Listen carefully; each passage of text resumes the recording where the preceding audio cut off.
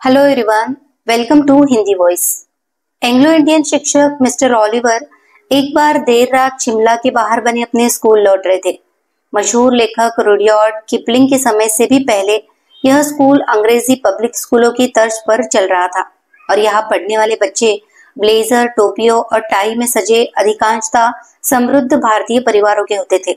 प्रसिद्ध अमेरिकी पत्रिका लाइफ ने एक बार भारत पर किए गए अपने फीचर में इस स्कूल की तुलना इंग्लैंड के प्रसिद्ध स्कूल ईटेन से करते हुए इसे ईटेन ऑफ द ईस्ट की संज्ञा दी थी। मिस्टर ओलिवर यहाँ कुछ सालों से पढ़ा रहे थे। अपने सिनेमा घरों और रेस्तरां के साथ शिमला बाजार स्कूल से लगभग 3 मील दूर था और कुंवारे मिस्टर ओलिवर अक्सर शाम को घूमने शहर की ओर निकल पड़ते थे तथा अंधेरा होने के बाद देवदार के जंगल से गुजरते छोटे रास्ते से स्कूल लौटते थे। जब हवा तेज चलती थी तब देवदार के पेड़ों से निकलती उदास डरावनी सी आवाजों की वजह से अधिकांश लोग उस रास्ते का इस्तेमाल न कर मुख्य रास्ते से ही जाते थे। लेकिन मिस्टर ओलिवर भीरू या कल्पनाशील नहीं थे। उन्होंने एक टॉर्च रखा हुआ था जिसकी बैटरी खत्म होने वाली थी। टॉर्च से निकलता अस्थिर प्रकाश जंगल के संकरे रास्ते पर पड़ रहा था। जब उसकी अनियमित रोशनी एक लड़के की आकृति पर पड़ी जो चट्टान पर अकेला बैठा हुआ था, तब मिस्टर ओलिवर रुक गए।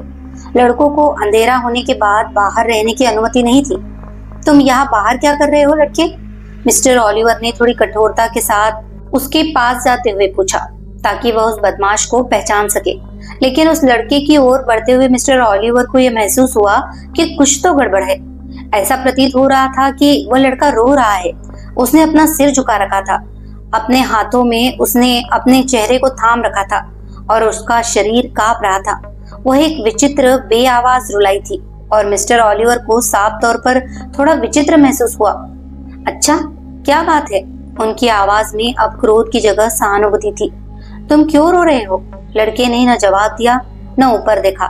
उसका शरीर पहले की ही तरह खामोश सिसकियों के साथ कांपता रहा। अरे बच्चे, हो गया। तुम्हें इस समय बाहर नहीं होना चाहिए। मुझे बताओ अपनी परेशानी। ऊपर देखो। लड़के ने ऊपर देखा। उसने चेहरे से अपने हाथ हटाए और अपने शिक्षक की ओर देखा। मिस्टर ओलिवर की टॉर्च की रोशनी उस लड़के के चेहरे पर पड़ी।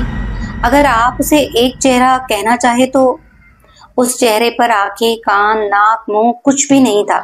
बस एक गोल चिकना सिर था और उसके ऊपर स्कूल की टोपी पड़ी थी और यहीं पर यह कहानी खत्म हो जानी चाहिए थी। लेकिन मिस्टर ओलिवर के लिए यही खत्म नहीं हुई। उनके कांपते हाथों से टॉर्च गिर पड़ी। वह मुड़े और गिरते पड़ते पेड़ों के बीच से तेजी से भागते हुए मदद के लिए चिल्लाने लगे। वह अब भी स्कूल की इमारत की तरफ ही दौड़ रहे थे और उनको बीच रास्ते में एक लालटेन झूलती हुई दिखाई दी। मिस्टर ओलिवर चौकीदार से टकराकर लड़खड़ाए और हांफते हुए सांसें लेने लगे। क्या बात है साहब? चौकीदार ने पूछा। क्या वहां कोई दुर्घटना हुई? आप दौड़ क्यों रहे हैं? मैंने कुछ देखा है, कुछ बहुत ही भयावह। जंगल में एक रोता हुआ लड़का और उसका चेहरा नहीं था। चेहरा नहीं साहेब? आंख, नाक, मुंह कुछ नहीं। क्या मतलब है आपका? क्या आपका मतलब है वह ऐसा था साहेब? चौकीदार ने पूछा और रोशनी अपने चेहरे के ऊपर ले गया। चौकीदार के चेहरे पर न आंखें थी, न कान, कोई और रंग नहीं, यहाँ तक कि भवें भी नहीं। और तभी हवा चली और लैंप बुझ गया।